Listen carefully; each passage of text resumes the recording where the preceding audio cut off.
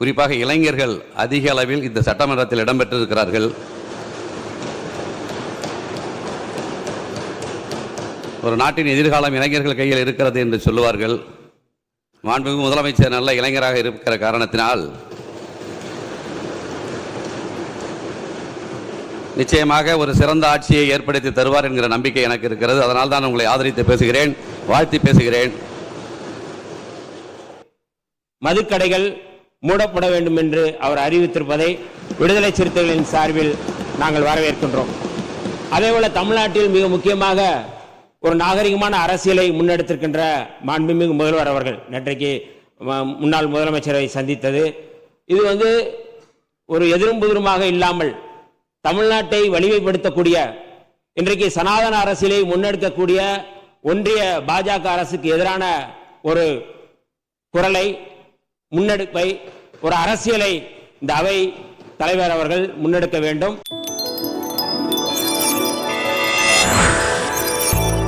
மாண்புமிகு உறுப்பினர் திரு எஸ் காமராஜ் அவர்கள்.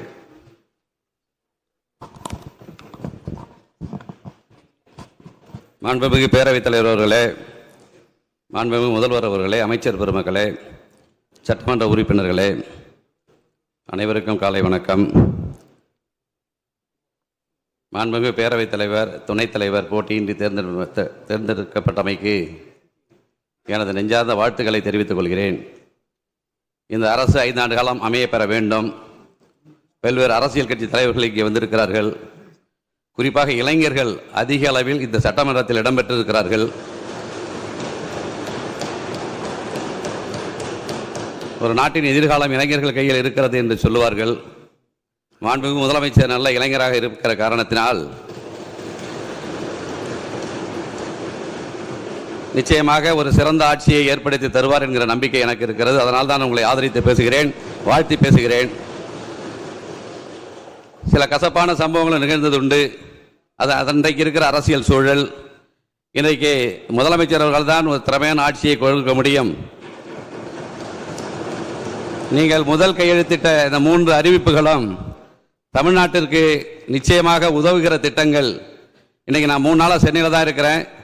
கடந்த காலங்களோடு ஒப்பிடும்போது சென்னை இன்றைக்கு எப்படி தெளிவாக இருக்கிறது, சுத்தமாக இருக்கிறது, சுகாதாரமாக இருக்கிறது, காவல்துறை எப்படி சிறப்பாக செயல்படுகிறார் என்பதை நான் எண்ணி வியந்ததுண்டு. நிச்சயமாக நீங்கள் நல்லாட்சி தர வேண்டும். 5 ஆண்டு காலம் சிறப்பான ஆட்சியை வழங்க வேண்டும். 75 ஆண்டு காலம் 50 ஆண்டு கால ஆட்சிக்கு நீங்கள் முன்னுதாரணமாக இருக்க வேண்டும். இளைஞர்கள், தமிழ்நாட்டு இளைஞர்கள் உங்களை நம்புகிறார்கள், நாங்கள் உங்களை நம்புகிறோம். நீங்கள் முதல் அறிவிப்பிலேயே என்ன எதிர்பார்த்தார்கள் மக்கள் என்றால், இலவச அறிவிப்புகள் 1000 கோடி 10,000 கோடி என்று அறிவிப்பீர்கள் என்று எதிர்பார்த்தார்கள். உண்மையான மக்களுக்கு உதவுகிற திட்டங்களை அறிவித்த உங்களை நான் பாராட்டுகிறேன், வாழ்த்துகிறேன். உங்கள் அரசு தொடர்வதற்கு என்னுடைய ஆதரவினை இதன் மூலம் நான் தெரிவித்துக் கொள்கிறேன். அனைவருக்கும் நன்றி, வணக்கம். மாண்புமிகு உறுப்பினர் செல்லசுவாமி அவர்கள். நீங்க பல அரசியல் அனுபவங்களை, புரட்சித் தலைவர் எம்ஜிஆர் காலம் தொட்டு இன்று வரை பல அரசியல் அனுபவங்களை கற்று தெளிந்தவர்கள். எதையும் விவரமாக, நேர்மையாக, துல்லியமாக பேசக்கூடியவர்கள் நீங்கள். அதை நீங்கள் பத்திரிகை பேட்டிகளிலும் சரி, பொதுக்கூட்டங்களிலும் சரி, நான் பல தடவை அதை பார்த்திருக்கிறேன், ரசித்திருக்கிறேன். எங்கள் அத்தனை பேரை உங்கள் பிள்ளைகளாக எண்ணி சட்டமன்ற விதி மரபுப்படி அனைவருக்கும் கொடுக்க வேண்டிய முக்கியத்துவத்தை ஆளுங்கட்சிக்காரர்கள், எதிர்கட்சிக்காரர்கள், இதை போல இண்டிவிஜுவல் பார்ட்டி அத்தனை பேருக்கும் கொடுக்க வேண்டிய அந்த முக்கியத்துவத்தை கொடுக்க வேண்டும் என்று இந்த நேரத்தில் அன்போடு கேட்டு, தலைவர், துணைத் தலைவர், முதல்வர் அத்தனை பேரையும், அமைச்சர்கள் அத்தனை பேரையும் வாழ்க வாழ்க 5 ஆண்டு காலம் தொடர்க என்று சொல்லி முடிக்கிறேன். நன்றி, வணக்கம்.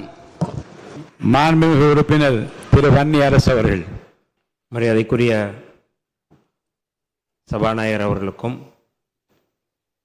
மாண்புமிகு முதல்வர் அவர்களுக்கும், எதிர்க்கட்சி தலைவர் அவர்களுக்கும், இங்கே பதவியேற்றிருக்கின்ற பொறுப்பேற்றிருக்கின்ற மரியாதைக்குரிய மாண்புமிகு அமைச்சர் பெருமக்களுக்கும், சட்டமன்ற உறுப்பினர்களுக்கும் விடுதலை சிறுத்தைகளின் சார்பில் முதலில் என்னுடைய வணக்கங்களை தெரிவித்துக் கொள்கின்றேன்.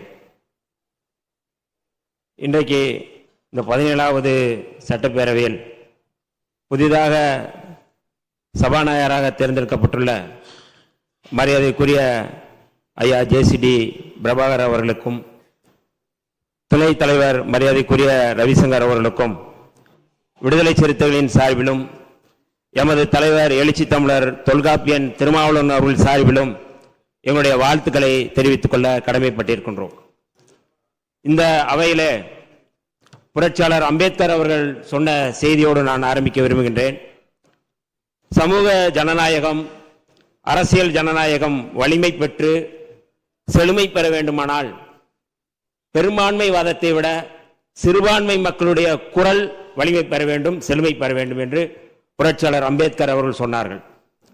அந்த அடிப்படையில் இந்த அவையில் ஆளும் கட்சியினுடைய குரலை விட மக்களுடைய உணர்வுகளை பிரதிபலிக்கக்கூடிய எதிர்க்கட்சிகளுடைய குரல் இங்கே வலிமை பெற வேண்டும் என்று, அதில் இருக்கிற நியாயங்களை, அதில் இருக்கிற உணர்வுகளை புரிந்து இந்த அவை நடக்க வேண்டும், அவைத்தலைவர் நடக்க வேண்டும் என்று நான் தாழ்மையோடு கேட்டுக்கொள்கின்றேன்.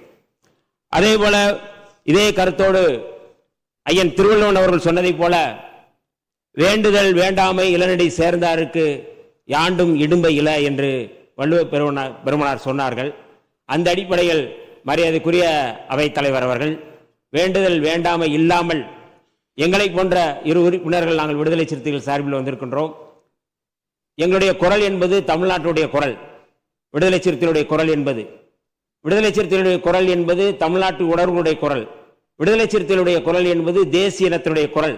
அந்த குரல் இந்த அவையிலே பழுதுபடாமல், மறுக்கப்படாமல் எழுப்பப்பட வேண்டும் என்று நான் தாழ்மையோடு கேட்டுக்கொள்கிறேன். இன்றைக்கு மிக முக்கியமாக மாண்புமிகு முதல்வர் அவர்கள் காலையிலே மிக முக்கியமான ஒரு அறிவிப்பை அறிவித்திருந்தார்கள். வழிபாட்டு இடங்கள், பள்ளி வளாகங்கள், அதேபோல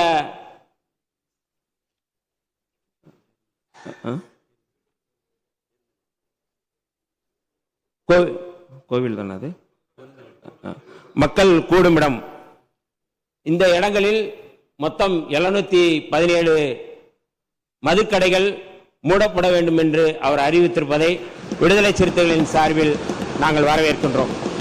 அதேபோல தமிழ்நாட்டில் மிக முக்கியமாக ஒரு நாகரிகமான அரசியலை முன்னெடுத்திருக்கின்ற மாண்புமிகு முதல்வர் அவர்கள் நேற்றைக்கு முன்னாள் முதலமைச்சரை சந்தித்தது, இது ஒரு எதிரும் புதிருமாக இல்லாமல் தமிழ்நாட்டை வலிமைப்படுத்தக்கூடிய, இன்றைக்கு சனாதன அரசியலை முன்னெடுக்கக்கூடிய ஒன்றிய பாஜக அரசுக்கு எதிரான ஒரு குரலை, முன்னெடுப்பை, ஒரு அரசியலை இந்த அவை தலைவர் அவர்கள் முன்னெடுக்க வேண்டும். இங்கே இருக்கின்ற அத்தனை உறுப்பினர்களும் நாங்கள் அத்தனை பேரும் ஒருங்கிணைந்து இங்கே ஒத்துழைப்பு கொடுப்போம் என்று சொல்லி இந்த அவை சிறப்பாக நடக்க வேண்டும். பெரும்பான்மைவாதத்தோட சிறுபான்மை மக்களுடைய குரல் இங்கே வலுப்பெற வேண்டும், தமிழ்நாட்டில் வலுப்பெற வேண்டும் என்று கேட்டு அத்தனை அவை உறுப்பினர்களுக்கும் என்னுடைய வாழ்த்துக்களையும் அவை தலைவர் அவர்களுக்கும் வாழ்த்துக்களையும் தெரிவித்து விடைபெறுகிறேன். நன்றி, வணக்கம்.